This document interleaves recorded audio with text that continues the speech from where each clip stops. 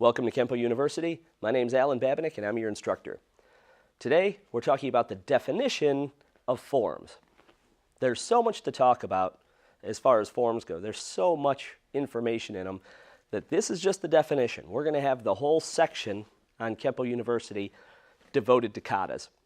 What they do, why they're there, why they are where they are, etc. This is just the definition.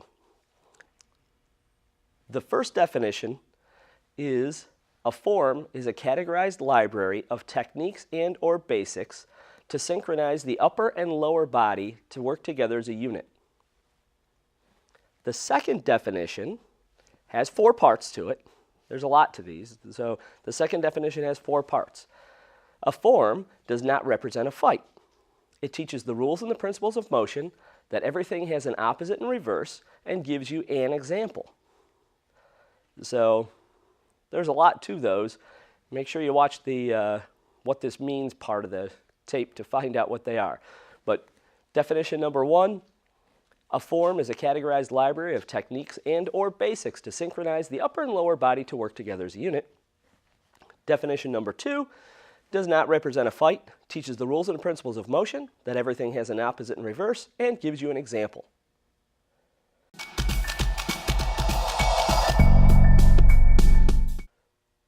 Well, let's talk about the first definition of it, which is a categorized library of techniques and or basics to synchronize the upper and the lower body to work together as a unit.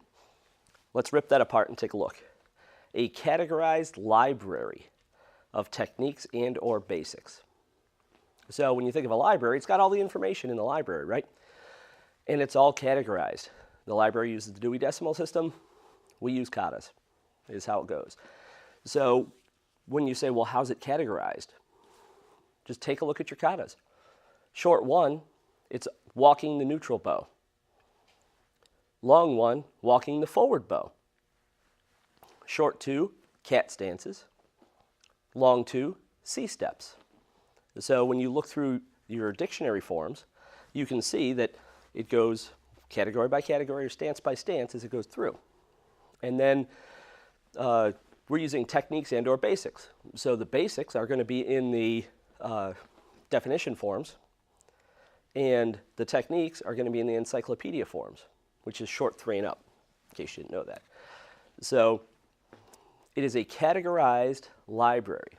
And when we're doing short 1, for example, we're doing just simple blocks.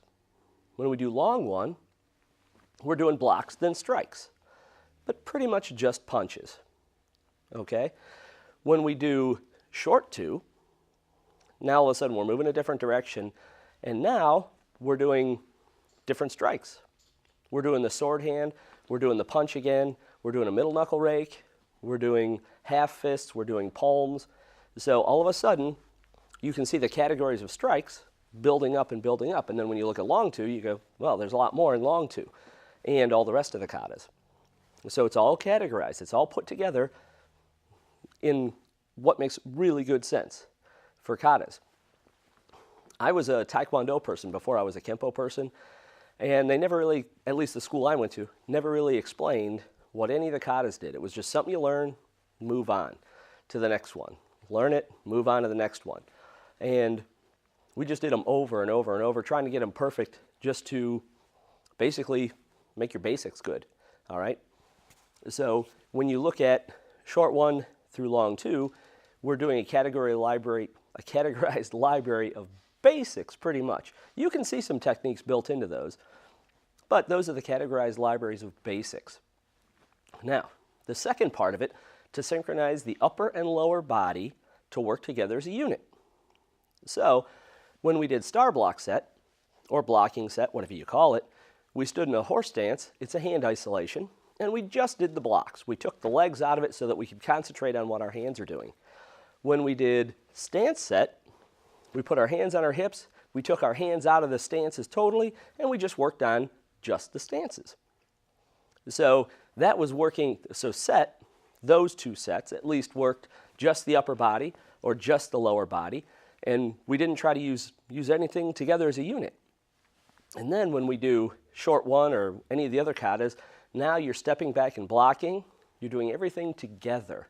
you're moving the upper body and the lower body together as a unit. And that's where timing comes in. That's where establishing your base comes in.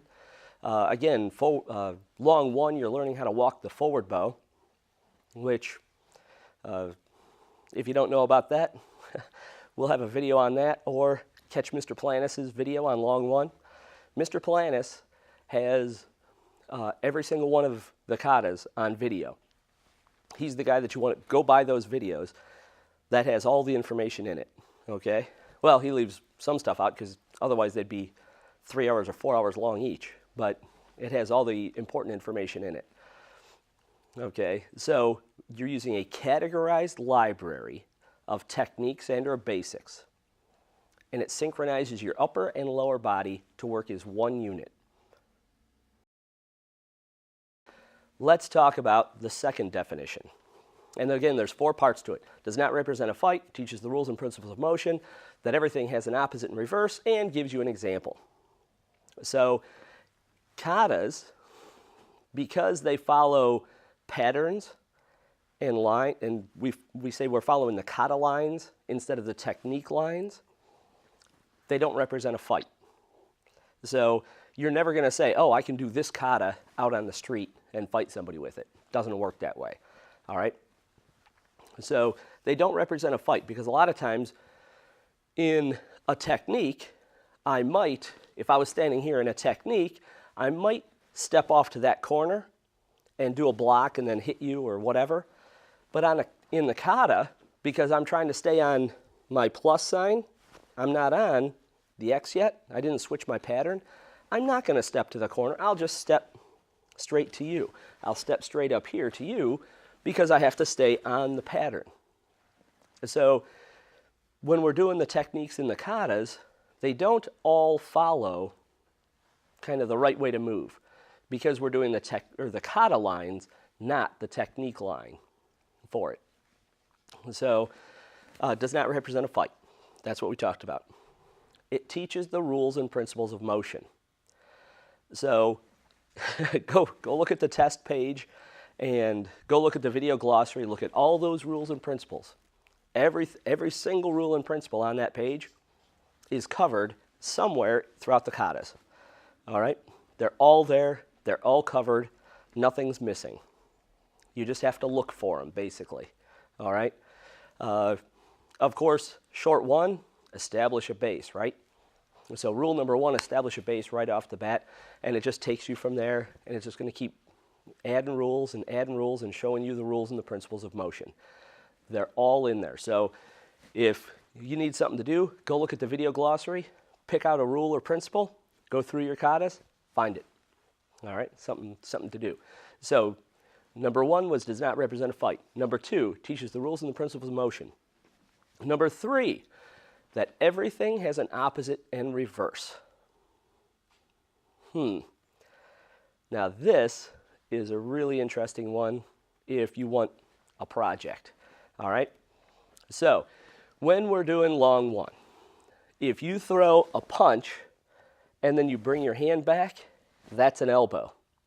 So there's the punch, there's the elbow. There's the punch, there's the elbow.